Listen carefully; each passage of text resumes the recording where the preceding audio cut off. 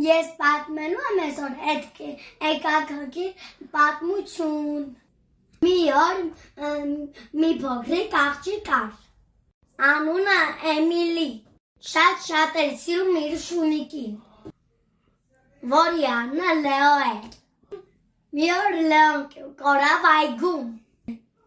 Էմիլին շատ տխրեց, ում կսեց փնտրել իրան։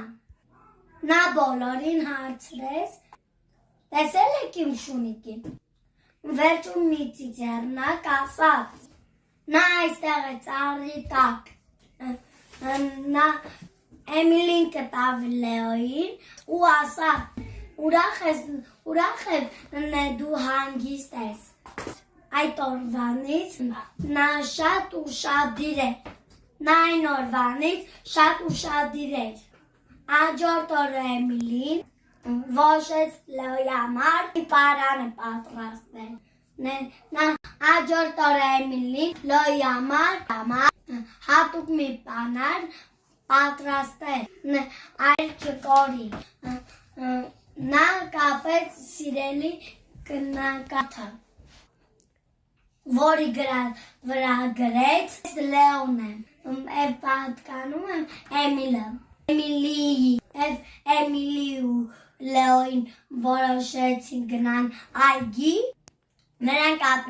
հանդիպեցին փոքրիկ տղային, ով շատ տխուր էր։ Տղան ասաց. ես կորցրել եմ իմ կատուին, որը քնած էր, ով չեմ կարողանում գտնել։ Էմիլին ու Լեոին որոշեցին օգնել նրան։ Լեոն որոշեց իր քթով գտնել։ Վերջապես մի փիթակ գտան։ Տղան ուրախացավ և ասաց. շնորհակալ եմ Լեոն ու Էմիլին, դուք իսկական ընկերներ եք։ Էմիլը ու Լեոն